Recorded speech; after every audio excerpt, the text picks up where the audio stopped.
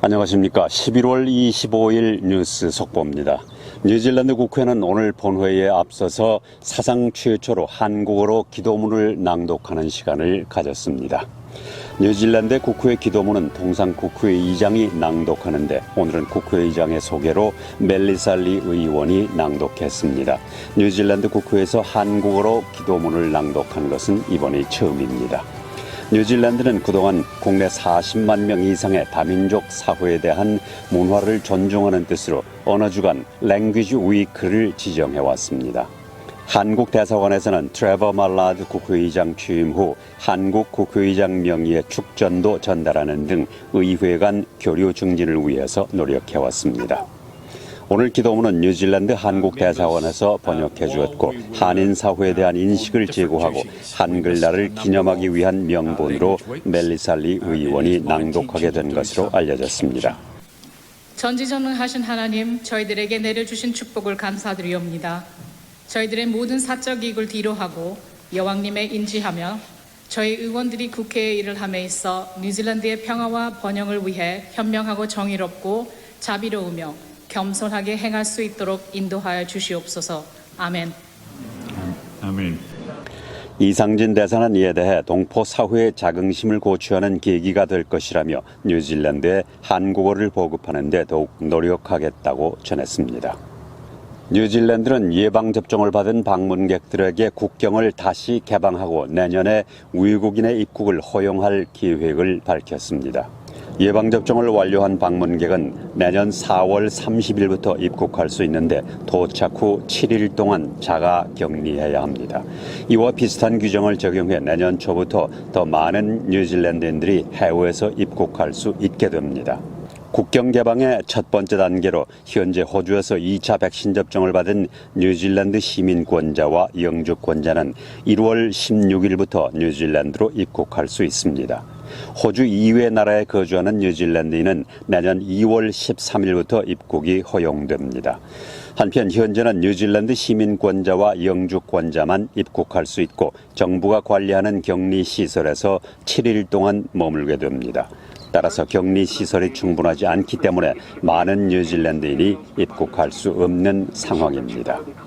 호주는 작년에 이어서 라니냐 현상이 2년 연속 발생한다고 발표했습니다.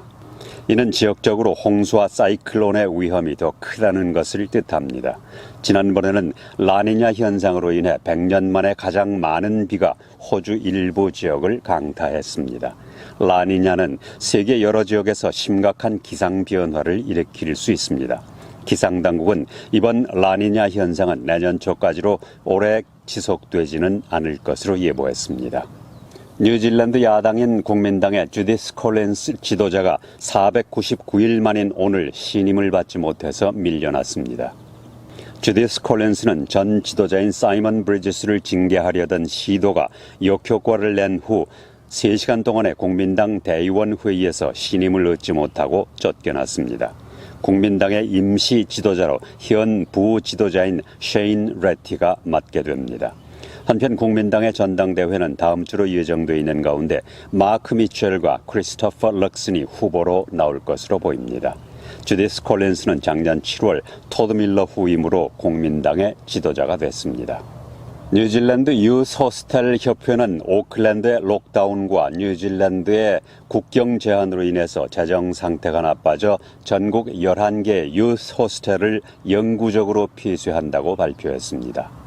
문을 닫게 되는 유스 호스텔은 YHA 오클랜드 인터내셔널, 로토루아, 웰링턴, 크라이스처치, 레이크 테카포, 아우라키 마운트쿡, 와나카, 퀸스타운 센트럴, 퀸스타운 레이크 프론트, 프란츠 요셉, 태어나옵니다.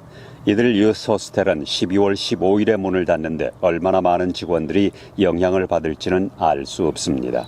유스 호스텔 협회는 23개의 개인 소유와 운영 제휴 부동산은 정상적으로 운영될 것이라고 말했습니다. 11월 25일 코로나 바이러스 신규 감염자는 178명이고 149명은 오클랜드에서 발생했습니다. 16명은 와이카토, 9명은 베이 오브 플랜티, 1명은 파이하투아에서 발생했습니다. 어제 코로나 바이러스로 숨진 환자는 50대로 지난 11월 5일 병원에 입원한 사람입니다. 11월 25일 뉴스 속보였습니다.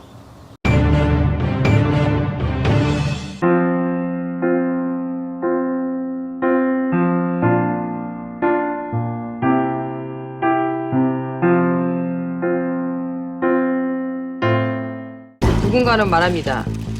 제가 기적을 이뤄냈다고. 하지만 기적을 이룬 건 바로 대한민국이었습니다. 세계 속에 빛나고 있는 한류의 기적, 대한민국을 빛낸 한 표의 기적까지. 한 표의 기적이요? 세계 어디서나 함께 만들어가는 대한민국의 기적. 바로 재외선거 신고 신청입니다. 한 표의 기적. 제20대 대통령 재외선거 신고 신청으로 시작됩니다. 중앙선거관리위원회.